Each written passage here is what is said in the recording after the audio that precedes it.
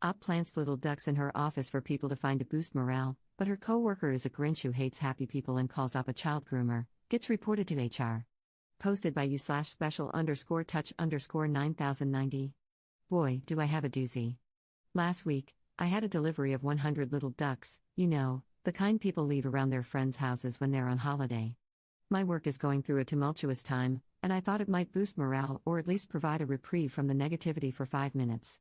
So I dotted these ducks around for people to find, and it went down a treat. People even rehid the ducks for other coworkers the next day. People were laughing and talking about it for a couple of days. Even the directors found a couple. They were a bit bemused but left us to it.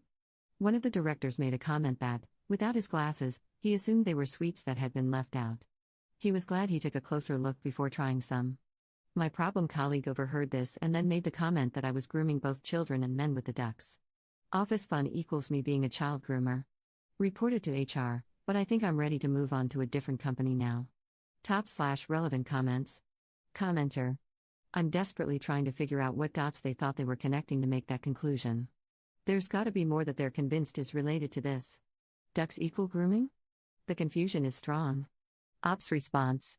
After everyone went silent following her comment, she tried to explain that it was like I was luring children with sweets, but with ducks, even though our office is 18+. Not entirely sure how she jumped to that, but as I said, she's the problem colleague. She's not happy unless she's insulted someone. Later that afternoon, after I had brought it up to my manager, she tried saying it was the kind of joke she would make with her husband on the sofa. I had to say that I'm not her husband, I'm not even her friend, I am her work colleague in a professional setting. How often do they joke about that sort of stuff for it to feel so normal to her? Commenter 2. Sounds like the problem coworker is trying to start a situation to get rid of you. Be careful. Op's response. Thanks, I've reported her for other things in the past, for comments like you're so fat you should be dead, etc., so I have a trail with HR already. Commenter 2. That beach, oh my god. You're calmer than I am. I'm pretty sure I would say something awful as a knee-jerk response before I could remind myself that I'm at work. Op's response. They're usually in the middle of other conversations, so I'm usually left reeling a bit, and then she gets up and flounces away 9 out of 10 times straight after. Commenter 3. How has she not been fired already? Op's response. I think the problem is that no one reports it. She makes nasty comments to everyone, but I think everyone feels the same, that it's just one comment, so what will reporting it even do? She's also not silly. She has only slipped up and insulted me in front of others a handful of times. 2 years' worth of insults, mostly when we were alone together. Our reception team pulled me aside to ask some questions a few weeks ago. I answered them and asked why they didn't ask the problem coworker, as it's actually her area, not mine. They felt she would give them grief for not knowing. I told my manager what they had said to me, and she went down to talk to them about it, but they didn't mention the problem coworker and instead said they grabbed me because they saw me. Amazing that one person can create such a fear culture around themselves. Commenter 4. You know what they say, every accusation is a confession. Op's response. Yes, it does feel that way. Most times she's insulted me, it's because she's insecure about something and takes it out on me. For example, her doctor told her to lose weight, that was the day she told me I was so fat I should be dead. She was told she has high cholesterol, so she took my tea out of my hands and wouldn't allow me to put sugar in because I was killing myself. She was reprimanded at work for wearing flip-flops and vest tops to the office, so she insulted my clothes. The list goes on and on. Not sure how child grooming fits into it, though. Commenter 5. Do not leave over this idiot. Your workplace needs you and your ducky joy. I think you should pursue some sort of defamation case against them. They have no right to put this on your name with no proof. Op's response. Thanks, I appreciate that. I try to make work a bit more fun. If I've got to spend 8 hours with these people, I'm going to want them to be happy, haha. I have a meeting with HR tomorrow, so we'll see where they're willing to go with this first. Update 3 weeks later. So, it has been 3 weeks since my coworker called me a child groomer, and my manager called us into a meeting where I called out her poor behavior over the past 2 years. Since then, I have not heard from or spoken to my coworker. She ignores any work-related messages and is refusing to come into the office. She is working from home, although I can't see that much work is being done. She has recently asked the department that I've been working closely with if she can join them in their office if she has to come into work. HR has asked us if we would both be willing to attend mediation. I said yes. I'm not sure what my coworker's response was, but since it was due to start this week and has not, I assume she refused it. I was going to raise a grievance over this, but I was invited to a job interview at a company I had previously applied to and was offered the job. Contract signed and notice handed in. Top/relevant comments. Commenter. Congratulations. If they ask, are you going to mention how the way they botched this incident inspired you to see what else was available? Ops response. Oh, of course. My work does exit interviews, so it will all be brought up. Op adds a bit more context to the story.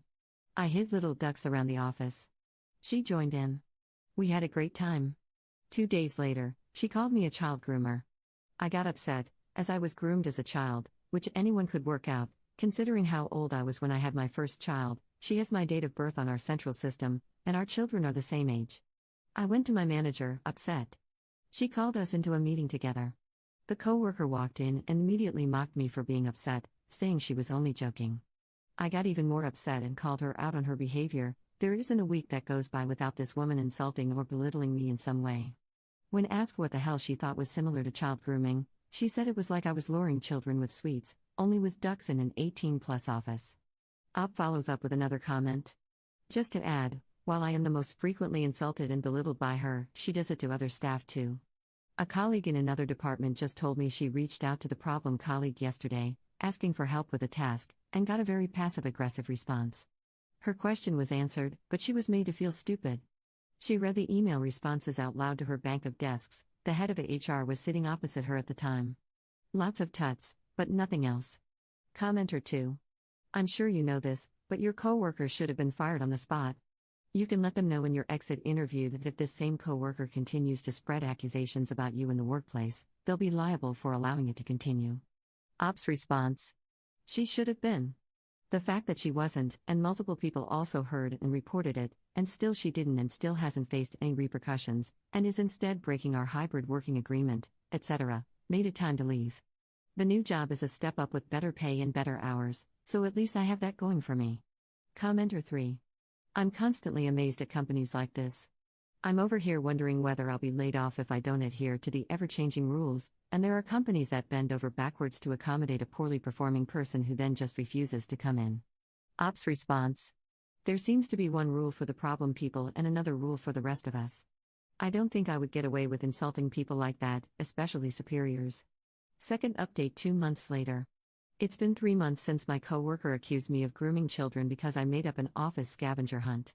I'm afraid this isn't a very exciting update, and not much has happened between me and problem coworker. A few comments have asked for ages. She is in her mid-50s, and I am 30. We are both married. Just over a month ago, problem coworker and I spoke over Teams. I apologized for losing my temper following the child grooming comment, and she apologized for how I took the child grooming comment. Problem coworker then stated that she will not communicate with me again, as she doesn't know how I will react to her comments and is now worried about my mental health. She has previously mocked my self-harm scars and called me an attention seeker. We have had no further contact. HR set up a mediation meeting with a union. We had to have individual one-on-one meetings and then an all-day meeting with us together and the mediator. My individual meeting was uneventful. I outlined everything that had happened and said that I felt mediation was just the company's tick-box exercise to prevent me from claiming constructive dismissal and to show they had taken a reasonable step to prevent conflict. The mediator said he could not respond. He did pressure me that I needed to hear out her side, and that she was very apologetic and upset about it all. I then had to explain a situation with a temp hire where PC, problem coworker, shouted at and insulted the temp. They then had an argument and PC cried, saying they didn't want to hurt people. The next time they saw each other, a year later, PC insulted her weight. I also brought up that the silent treatment now is another form of bullying, as I am being left out of key meetings and decisions, and it is affecting my work. We did not attend the mediation full-day meeting.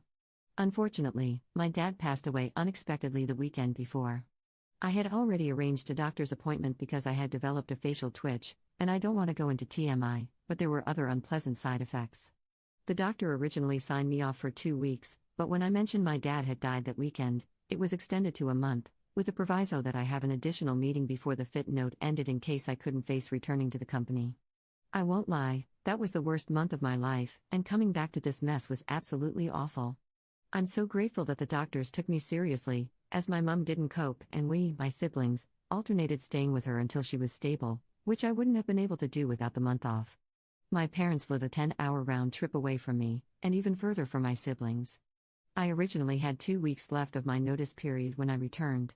On my first day back, my manager pulled me into a meeting to say that she and HR were worried about my mental health and wanted me to have a phased return to work, so they asked me to work from home for the rest of the week. My final day was also moved up due to outstanding annual leave. I was in the office less than 2 hours on my first day back before the first person approached me for help because they had been trying to work with PC, but she had been rude and dismissive. PC has applied for numerous internal jobs and been rejected for all of them, one of which was with the first person who approached me for help. PC has continued to refuse all communication with me. I could see that she had a meeting with one of the directors, but aside from that, I'm not sure what else happened following the child groomer comments. I was very spoiled by office friends, and they made a fuss with a lovely lunch out on my final day and some thoughtful gifts. After lunch, I had my exit interview, where I was asked why I left, whether I would consider coming back, and how I rate the company. It was not a fun meeting, and I was very critical of HR and the company. I did state that had PC been handled properly from the start, I wouldn't have considered leaving the company. I'm a week free of that company, and my facial twitch has already stopped. There might be further sightings of PC, as I work part-time for a sister company. They have not managed to find a replacement for me, so I will continue in the role until a replacement is found, but there will not be a need for us to communicate. Top/relevant comments. Commenter. I'm so sorry for your loss of your father. PC also seems to have mental health issues. I'm not excusing their behavior, there is no excuse for bullying. Up, I know you've gone over this a million times in your head and with others. Do you see how she dropped a bomb, in front of others, was it, then pitifully offers, I'm sorry you took that for a bomb? But if others heard it, the word was out. She's the nut, and I am so glad you've extricated yourself from the place. Take good care. Ops response. Yes, I do think she has some mental health issues. She is, at the very least, bitterly unhappy with how her life has turned out. Yes, that is what happened. A lot of the incidents I've mentioned in previous posts happened one-on-one, but the later ones were said and done in front of colleagues. I had 2 colleagues reach out and also provide a statement to HR following the grooming comments. Commenter 2. May PC step on all the Legos. And hopefully you'll never have to see her again. I hope the new job is excellent, too. Ops response. Bless you, thank you. I'm really excited to have this chapter of my life behind me.